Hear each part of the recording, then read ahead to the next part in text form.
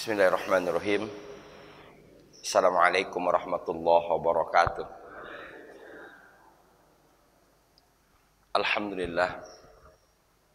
Wassalatu wassalamu ala rasulillah. La hawla wa la quwwata illa billah. Asyhadu an la ilaha illallah wahdahu la syarika lah. Wa asyhadu anna Muhammadan abduhu wa rasuluh la nabiyya ba'da. Qala Allah Ta'ala fil Qur'anil Karim, a'udzu billahi minasyaitonir rajim. Wa nunazzilu minal Qur'ani ma huwa syifaa'un wa rahmatul lil mu'minin wa la yaziduz zalimina illa khasara. Qala Rasulullah sallallahu alaihi wasallam, man ta'allama al-Qur'an wa akhadha ma fihi fakana lahu dalilan wa syafi'an ilal jannah. Wa qala aidan al-Qur'anu hujjatul lak au alaiki. Segala yang diberikan oleh Allah Subhanahu wa taala kepada manusia pada dasarnya akan menjadi dua hal yang berbeda. Ada yang mendatangkan manfaat, ada yang mendatangkan mudarat. Ada yang membawa kebaikan, ada yang sebaliknya. Ada yang menyelamatkan dan bahkan ada yang menyesatkan. Tidak luput darinya adalah Al-Quran. Al-Quran disebut oleh Rasul Sallallahu Alaihi Wasallam hujjatul lak au alaik. Quran ini menjadi hujah bagi kamu atau Quran yang akan menghujatmu. Saya ulangi. Al-Quran menjadi hujah bagimu. Hujah itu dalil, alasan. Kalau ditanya, Bapak mengapa begini? Karena disuruh Quran. Bapak mengapa tidak melakukan ini? Karena Quran melarang. Itu hujahnya. Ya, gitu. Itu dasarnya. Ibu ngapain sih begini? Karena Quran nyuruh. Ngapa sih nggak mau begini? Karena Quran melarang. Paham ya? Itu namanya hujah. Au alaik, atau Quran yang menghujat kita. Menghujat itu apa namanya? Mencela, ya. Gitu.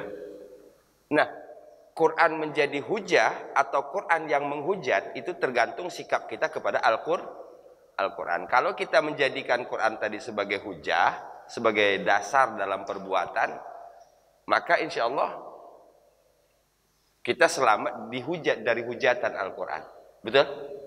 Mudah-mudahan apa yang kita lakukan ini menguatkan keinginan kita agar segala hujah perbuatan kita seluruhnya kembali kepada Al-Quran. Dan mudah-mudahan kita selamat dan tidak dihujat oleh Al-Quran. Amin. Ya Rabbal Alamin. Karena begini,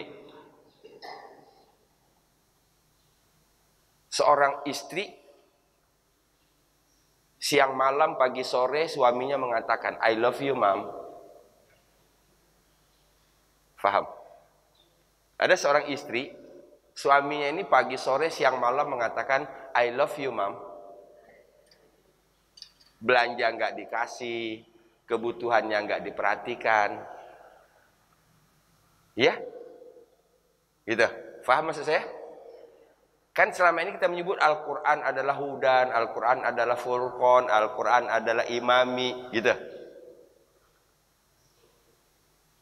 Boro-boro menjadikan imam, ngaji aja kagak, gitu. Faham gak maksudnya? Ibu mau begitu? Suaminya ini banget, mesra banget, pagi sore siang malam, I love you mom. Belanja nggak dikasih, kebutuhannya nggak diperhatikan, mau? Gitu. Kalau saya justru tipe orang yang tidak banyak ngomong. Yang penting kewajiban saya sebagai seorang suami saya kerjakan itu. Jadi Quran ini selama ini diakui oleh orang adalah firman Allah Subhanahu wa taala. Dia adalah Al-Quran adalah kitab yang terbaik. Keren banget ini orang. Afwan, antum udah hafal berapa juz? Nah itu dia belum sempat.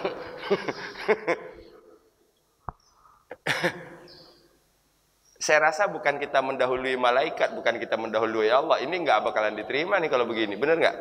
Ya, nah jadi ini hujjatul lak au alaik itu. Ya, mudah-mudahan Quran menjadi hujah bagi kita semua. Amin. Ya rabbal alamin. Kita buka sama-sama dengan basmalah. Bismillahirrahmanirrahim. Terakhir doa Nabi Yusuf itu mempunyai kesamaan dengan doa Nabi Ibrahim. Ini artinya adalah orientasi semua nabi itu sama. Faham maksudnya? Mungkin kalau disebutkan juga doa Nabi Adam, doa nabi-nabi yang lain pun mungkin nggak akan jauh berbeda karena orientasinya sama. Redaksinya mungkin beda. Nah, kalau disebut sebelumnya tawaffani musliman wa alhiqni bisolihin. Sempurnakan kehidupanku dengan kematian. Oke, coba kita lihat. Ini tawaffani kemarin? Ya. Sempurnakan kehidupanku dengan kematian. Tawaffani wa alhiqni bisolihin, gabungkan aku dalam barisan orang-orang yang soleh. Gitu. Soleh itu secara bahasa apa sih? Apa? Baik. Soleh artinya baik. Sesuatu yang masih berada pada posisi aslinya dan tercemar. Itu soleh. Ini airnya bening. Soleh ini. Tapi kemasukan sesuatu airnya jadi keruh. Sekarang upaya untuk menjernihkan kembali namanya aslaha. Aslaha. Orangnya disebut dengan muslih. Kalau sudah bening kembali namanya lagi soleh. Gitu. Jadi tidak mungkin jadi soleh kalau kita tidak muslih. Tidak mungkin jadi baik kalau tidak diperbaiki. Karena pada dasarnya kita dari baik sekarang sudah berada di posisi kedua. Sedikit berkurang kebaikan. Fahim? Mudah-mudahan tadabbur yang kita lakukan ini balik lagi menggiring kita kepada kesolehan. Amin. Ya rabbal alamin. Ayat 102.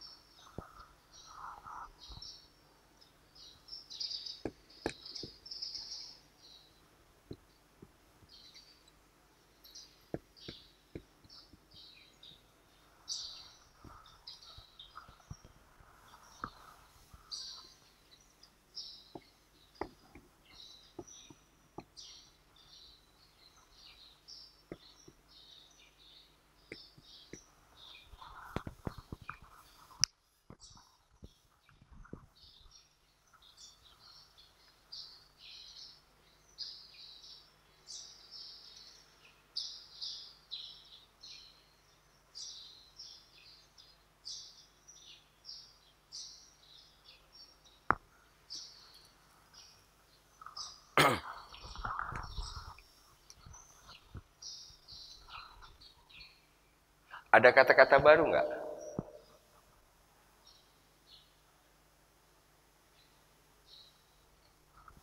Anba.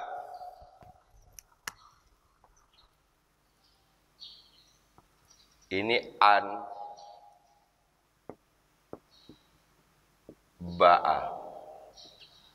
Anba'a yunbi'u. Ya, itu. Apa artinya anba'a? Dari kata naba'a.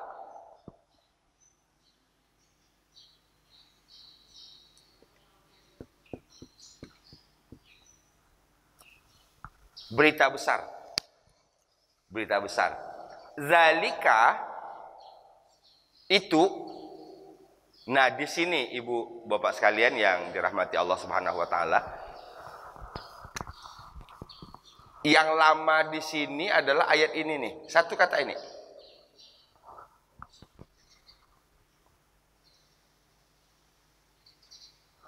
Zalika, demikian itulah atau itulah, ini berarti ada menunjuk ayat sebelumnya, cerita tentang Nabi Yusuf. Yang terakhirnya ceritanya adalah Nabi Yusuf berdoa, tawaffani musliman wa alhiqni bis. Itu yang ujungnya. Bagaimana Nabi Yusuf bertemu dengan saudara-saudaranya, bagaimana Nabi Yusuf bertemu dengan ayahnya, bagaimana perlakuan Nabi Yusuf kepada ayahnya, bagaimana perlakuan Nabi Yusuf kepada saudara-saudaranya, betul? Gitu.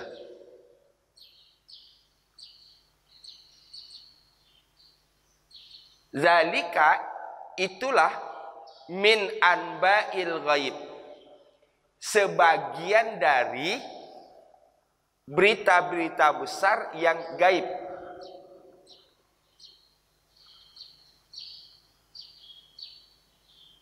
Coba kita luruskan dulu. Zalika, demikian itu tadi cerita tentang Nabi Yusuf. Kita ambil yang paling terdekat sajalah. Jangan dimulai dari dia dibenci saudaranya, dibuang ke sumur, kejauhan. Yang paling terdekat saja. Pertemuan kembali keluarga yang selama ini cerita itu saja, episode itu saja kita angkat. Zalika, demikian itulah min anba'il ghaib, sebagian dari berita-berita besar yang gaib. Itulah kalau kita ini. Jadi anba itu bukan sekedar cerita. Anba itu berita besar. Sampai situ paham?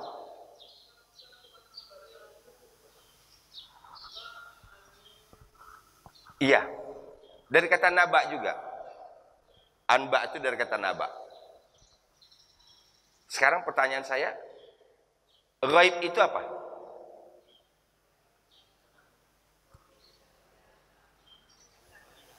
Tidak kelihatan. Satu, ghaib tidak kelihatan. Ada lagi? Tidak mengalami. Hampir itu. Kalau misalnya saya tanya hari ini, saya absen, ini yang di sini yang kepala botak namanya Titis. Dia mau ngaji hari ini tapi diajak orang tuanya untuk nyekar. Titis misalnya saya bilang, jawabnya ghaib. Apa itu? Tidak hadir. Kalau perempuan, ibu ini misalnya, jawabannya ghaibah. Pak Yono hadir. Berarti lawan ghaib itu? Lawan ghaib hadir. Paham? Paham? Lawan dari ghaib hadir. Berarti dua sekarang. Tidak terlihat. Kedua, tidak ada di tempat.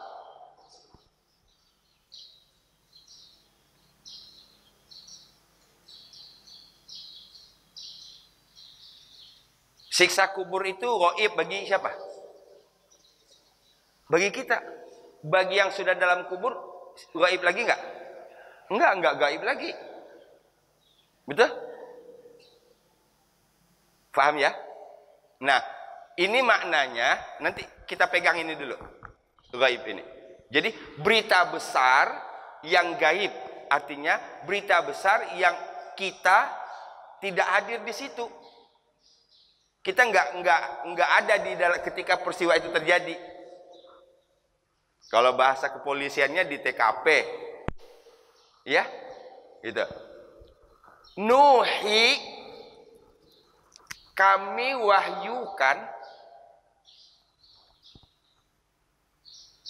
mewahyukannya.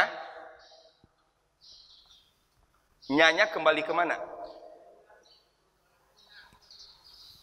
Hi ini kembali anba'il ghaib. Ini anba'il ghaib ini dua kata yang digabung jadi satu. Ini anba'u, asal katanya anba'ul ghaibi. Ini idhofah. Karena ada huruf jar, maka anba'il ghaibi. Berita besar yang gaib atau berita gaib yang besar. Nuhi, kami mewahyukannya. Nya balik lagi ke sini. Saya ulang. Zalika, demikian itu, min anba'il ghaib, sebagian dari berita-berita besar yang gaib. Nuhi, kami mewahyukan hi-nya ilaika, kepadamu. Siapa K-nya di sini? Hah? K-nya di sini adalah Nabi Muhammad sallallahu alaihi wasallam.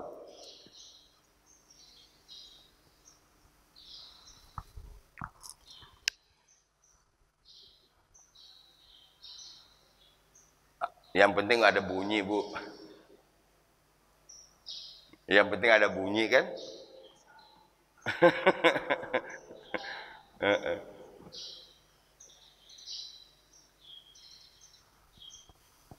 Ini cerita siapa? Min anba'il ghaib ini cerita siapa? Yusuf. Oke. Ini cerita Bagi Yusuf peristiwa itu tidak gaib karena dia hadir.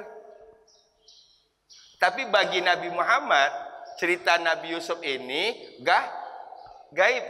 Karena Nabi Muhammad lahir setelah ribuan tahun setelah Nabi Yusuf. Fahim? Oke, itu dulu. Basicnya di situ dulu. Zalika min anba'il ghaibi nuhihi ilaik. Demikian itulah sebagian dari berita besar yang gaib, artinya berita besar yang kamu tidak hadir di sana. Nuhihi, kami ceritakan, kami wahyukan cerita itu ilaika, kepadamu. Faham?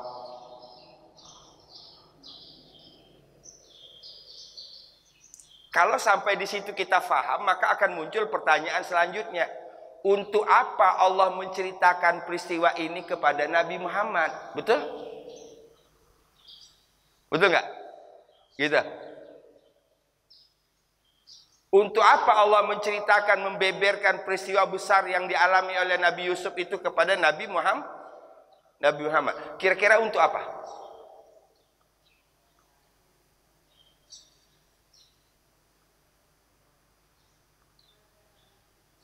Inilah tarbiyatullah, inilah pendidikan Allah kepada Nabi Muhammad.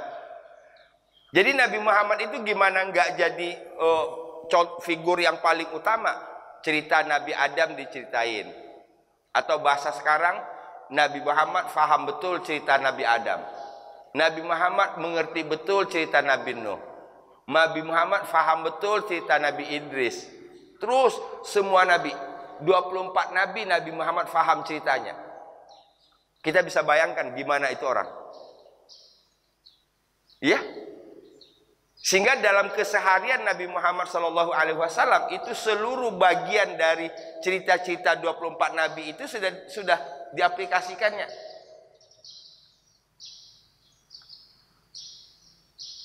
Nabi menjadi pribadi yang sabar, Nabi menjadi pribadi yang bijak. Belajar dari nabi-nabi sebelumnya, diajarkan oleh Allah kepada Nabi Muhammad hal-hal yang dilakukan oleh nabi-nabi sebelumnya, maka dia disebut penyempurna. Fahim? Zalika min anba'il ghaib. Demikian itulah sebagian dari berita besar yang kamu tidak hadir di situ. Nuhi, kami mewahyukan, hi-nya, kami mewahyukan berita besar itu ilaika, kepadamu.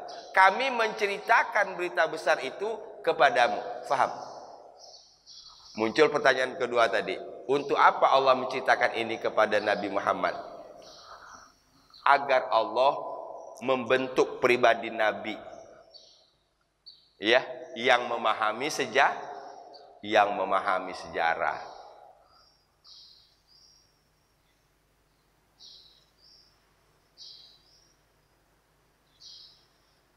Sampai situ paham? Sekarang ilaikanya itu kita ganti. Ka-nya itu bukan kepada Nabi, tapi kepada siapa? Kepada kita. Gitu. Ini K-nya ini akan terus berganti nanti sampai hari kiamat. K itu ini hadir. Betul?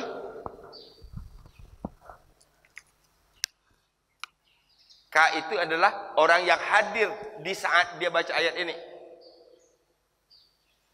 Berkaitan dengan yang dia tidak hadir, apa ghaibi. Terus sampai hari kiamat. Berarti Allah sayang kepada kita, Allah ingin bentuk kepribadian kita melalui cerita para nabi.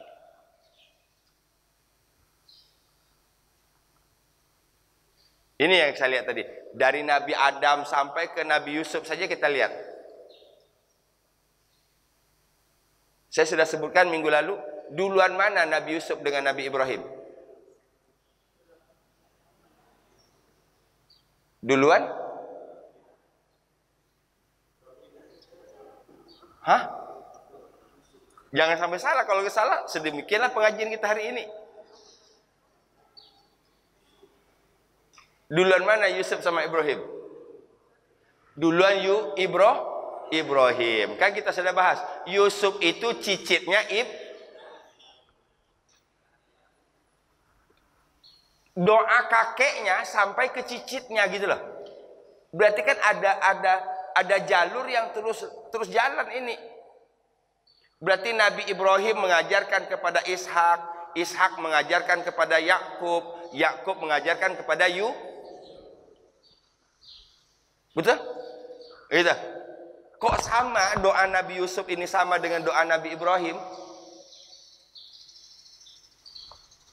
Faham maksud saya? Jadi ada keberlanjutan itu. Nah kita mah dalam hal doa sudah nggak ada masalah. Rabbana hablana min azwajina. Terus wa dzurriyyatina. Zuriat itu apa? Zuriat itu apa? Hah? Keturunan. Zuriat bukan anak. Ya, zuriat bukan anak. Zuriat sesudah anak. Sampai selanjutnya. Namanya zuriat. Maka diartikan dengan keturunan. Nah, kalau kita ingin keturunan kita soleh, maka yang apa lakukan? Kan kita nggak mungkin, belum tentu kita ketemu sama keturunan kita selanjutnya. Betul? Kalau Pak Yono udah ketemu sama cucu. Ya kalau saya belum tentu ketemu sama cucu, anak aja belum nikah. Kan gitu? Sementara dia belum lahir, doanya sudah ada duluan. Betul? Bagaimana nanti cucu saya menjadi anak yang soleh atau soleha? Anaknya yang perlu dididik. Karena anak tergantung emak. Fahim? Begitu. Nabi Ibrahim, Ishak, Yakub, Yusuf itu terus berjalan, doanya sama. Tawaffani musliman wa alhiqni bis-shalihin. Rabbi habli hukman wa alhiqni bis-shalihin. Beda sedikit redaksinya. Kalau Nabi Ibrahim, Rabbi habli hukma, ya Allah anugerahkan kepadaku hikmah. Wa alhiqni bis-shalihin, gabungkan aku, masukkan aku dalam barisan orang-orang soleh.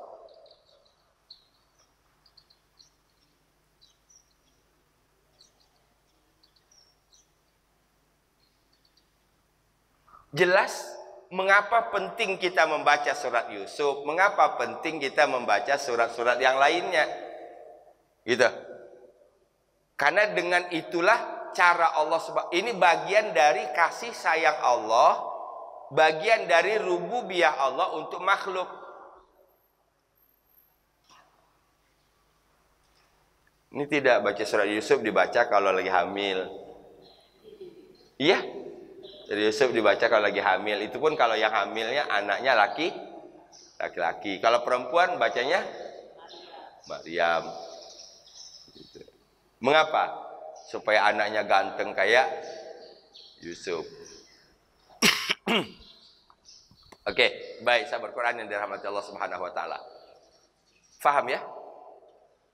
Dzalika min amba'il ghaibi nuhihi ilaik. Dzalika min anba'il ghaibi nuhihi ilaik. Nu dua harokat, hi dua harokat. Hi yang ini satu. Ya. Dzalika min amba'il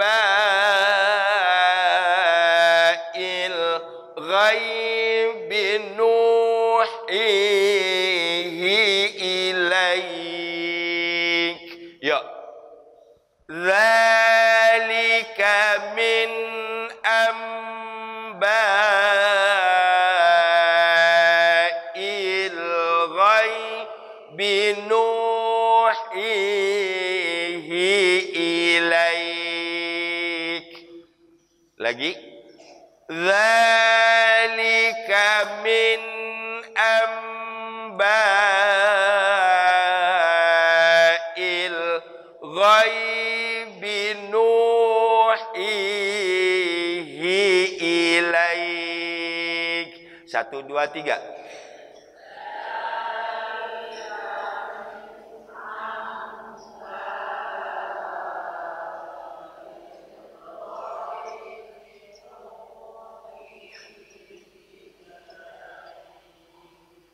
Keren. Sekarang K-nya tadi, K-nya itu sekalipun ibu perempuan, anggap saja di situ. Oke? K-nya itu adalah kita yang baca. Faham maksud saya? Ini kita mau masuk ke tadaburnya di sini. Nuhi, siapa yang mewahyukan di situ? Allah. Apa yang Allah wahyukan? Berita besar. Kepada siapa? Nabi Muhammad. Nah sekarang kita ganti Nabi Muhammad ini kepada kita. Kami wahyukan berita besar itu kepadamu. Rasakan tadaburnya. Betapa sayangnya Allah kepada kita. Allah sampaikan berita itu. Ya? Berasa nggak tadaburnya? Gitu. Ilaika, kembali ke kita. Itulah berita besar, sebagian dari berita besar kami wahyukan kepadamu. Mu orang kedua kan? Mu orang kedua. Kaminya orang pertama. Pertama berarti yang berbicara, kedua berarti yang mendengarkan. Yakin Allah sedang berbicara di hadapan kita hari ini. Oke? Itulah tadabbur. Dzalika min amba'il ghaibi nuhihi ilaik. 1, 2, 3.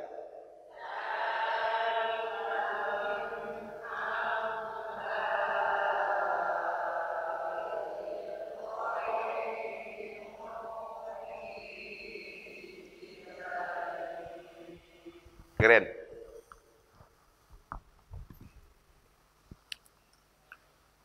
Nah, dijelaskan. Makna gaib itu kita bisa simak dari ayat lanjutannya. Ya. Wa ma kunta ladaihim iz ajma'u amrahum wa hum yamkurun.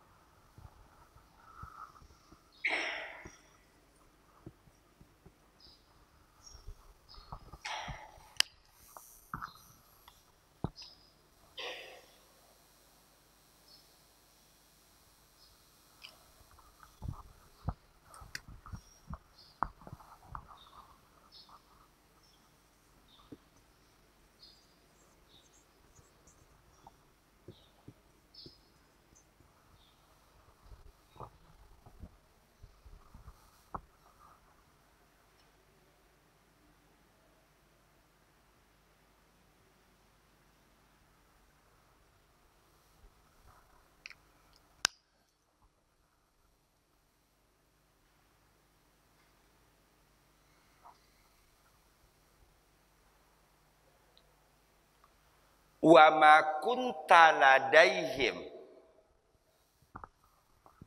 Ini tadi ilaika.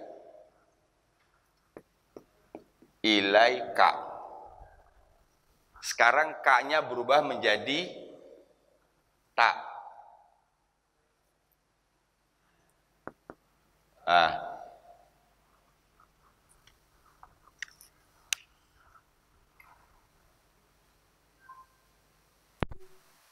Wama dan tidak kunta engkau ada kan dari kata kana adalah ada, ya.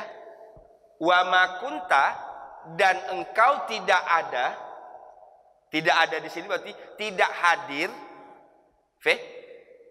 Wama kunta dan engkau tidak berada atau tidak ada atau tidak hadir ladaihim di sisi mereka.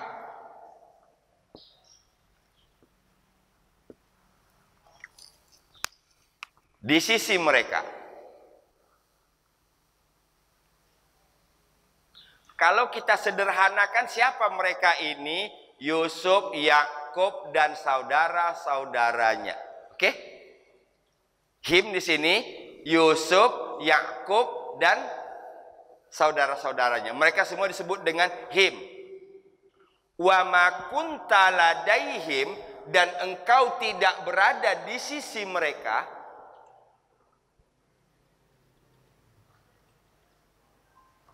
Ini kalau kunta engkau. Kalau aku tidak berada di sisi mereka, jadinya kuntu. Wa ma kuntu ladaihim. Aku tidak berada di sisi mereka. Kalau aku kuntu. Kalau engkau kunta. Kalau engkau perempuan apa? Kunti. Udah jangan ditambah, kunti saja. Maka kan ini kunti-kunti semua nih. Kan engkau perempuan. Gitu.